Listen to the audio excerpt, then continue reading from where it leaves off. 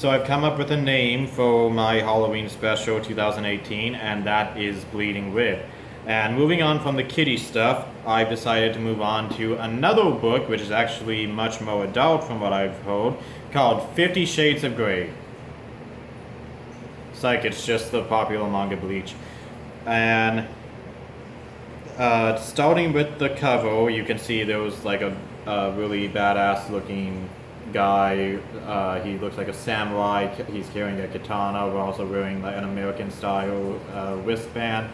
And before I move on, I should mention that this story and art is by the mangaka Teet Kubo, as you can see. So moving on, there was a note on the first page by Teet Kubo himself asking us to please respect his book. And like the book's kind of folded, but that is not my fault. That's actually how I picked it up from the library. On the next page, it says we fail that which we cannot see, which I guess that's kind of the Japanese way of saying we fail what we cannot understand. So I like that. Then we go on to page 1 of the story, and it says 2:23 a.m. Friday, Kawakoa Town. So apparently we're entering a city that belongs in the Thomas the Tank Engine universe. There was a cute looking girl who's looking across the night sky into a Japanese city, I'm guessing, and there was a butterfly type thing. Then we move on to the next page. It's a picture of the samurai girl and the guy from the cover. And chapter 1 is called Death and Strawberry. Well, that should be pretty interesting. And then we say the name, Kawakoa Town. They were expecting Thomas to show up here. 7:30 p.m. There's a kid walking down the street. His name is Ichigo Strawberry Kawasaki. Oh, well, I wonder where he got that name. And then a bunch of bullies gang up on him, and then he just one punch kicks the people. One kick mans the bullies into oblivion, it looks like, and then they run away. It looks like there's a girl. Oh, she's a ghost, and she is bleeding. I did not know ghosts could do that. I also was not expecting this from a Thomas the Tank Engine type of story. But yeah, okay, so ghosts bleeding from certain scenarios. It turns out Ichigo was protecting something sacred of hers. Ichigo leaves the ghost behind to go home. It looks like his family run a hospital. And despite his father being a man of medical science and always trying to heal people, the first thing he does to greet his son every night when he comes home is kicks him in the face. Maybe he forces his son to pay up, I guess, and that's how he makes some extra cash on the side. Moving on to the next page, there was a really awesome picture of Ichigo staring down his dad, and it actually kind of looks like the movie poster for Freddy vs. Jason, where they're staring each other down. Freddy has his claw hand up, and then Jason has a machete. So that'd be an awesome parody poster if someone made that. Turns out all, if not most, of Ichigo's family can see and interact with ghosts, and Ichigo and his dad, they keep fighting until something is said that causes his dad to pay respects to this really nice looking wall scroll thing of his late wife Misaki. And I gotta say, this is actually really impressive, like how much detail and work he put into that wall scroll type thing. Like, that is commitment to his wife, and it's just nice to see how much respect he gives her even in death. Next page, the cute samurai girl finally makes her debut, and she phases through the wall. I need to become a samurai. I didn't even know they could do that. She says it's close, and then Ichigo commits sexual harassment and kicks her in the butt. She surprisingly does not call the cops on him and is wondering how she can see him. and then Ichigo's dad interferes, wanting to know what's wrong, and then he commits sexual harassment on his own son and kicks him in the butt as well. I guess kicking people in the face and the butt is a genetic tradition for the Kawasaki family. Ichigo tells his dad that there was an intruder in Samurai Gyu, and his dad cannot see her. She calls herself a Soul Reaper. Let's see. Ichigo does not believe her, but apparently Soul Reaper's jobs are to vanquish evil spirits. Oh no, he does believe her. Okay. He says that makes sense, apparently.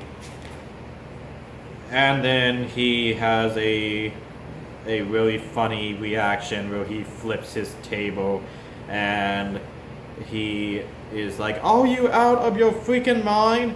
Oh, and then it's also, there's a little Easter egg in this picture where he says that, but I'm not going to say where exactly. You're going to have to get the manga and say that for yourself.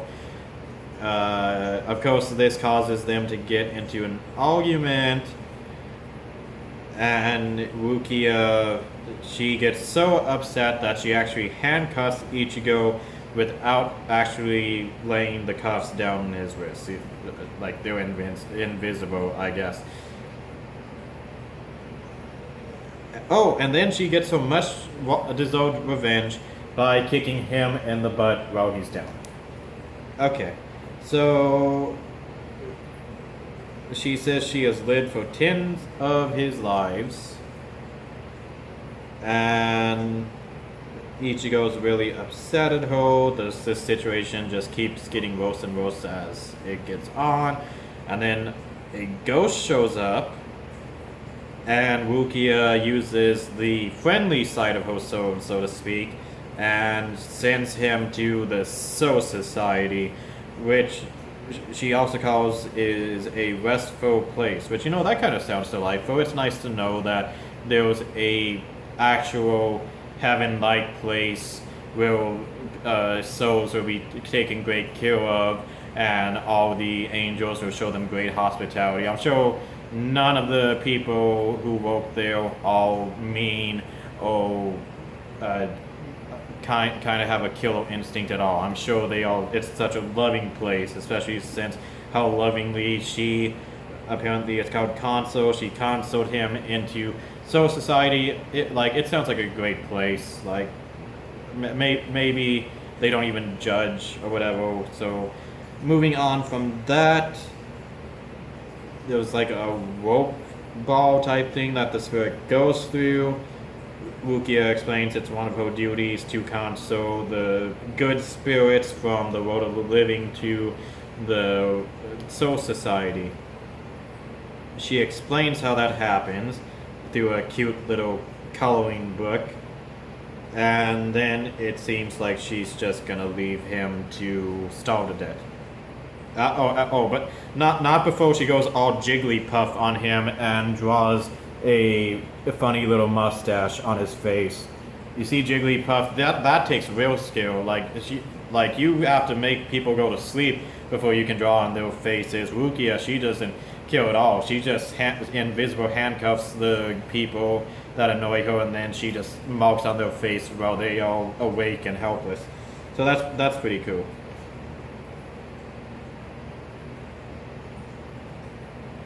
Then some kind of commotion goes on. Rukia's and Ichigo sense it. And then there was a big ruckus.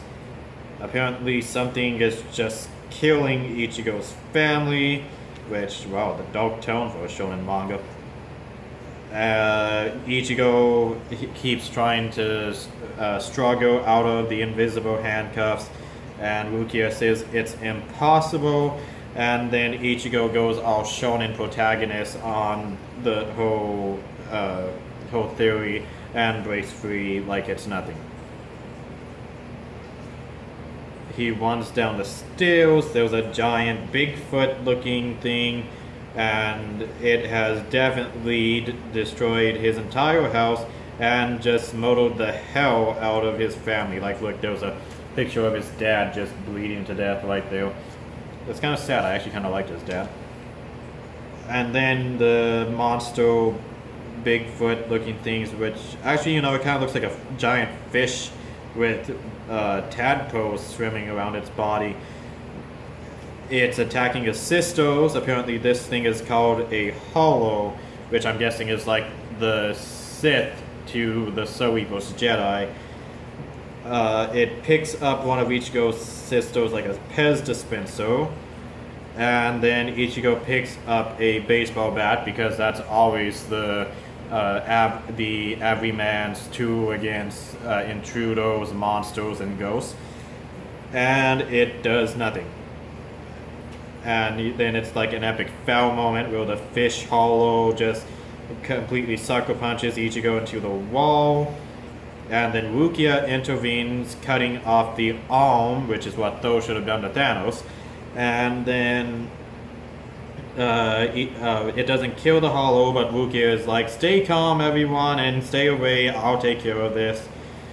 But then Rukia apparently does not take care of it, and the hollow is left to Moto, Ichigo, and his family in cold blood. The end. Okay, no, it doesn't end like that. Like that would be that would be the shortest running series of the big three, wouldn't it? No, Ichigo stands up.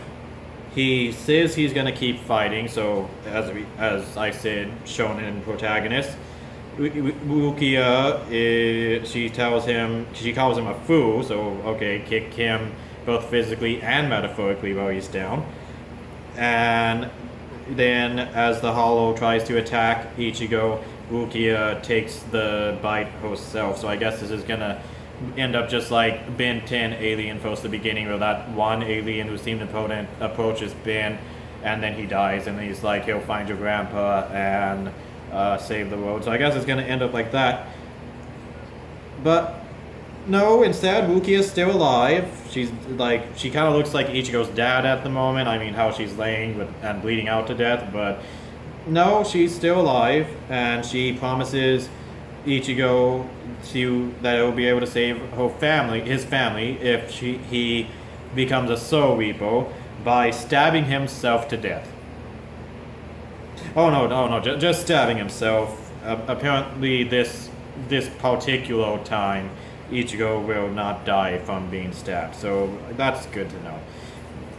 Ichigo does in fact take the sword to the stomach, and then he becomes his own Soul Reaper, and he cuts off the other hand. You see, though, you can learn something from reading Bleach, okay? Like, half the universe is dead because you just did not go for the hands.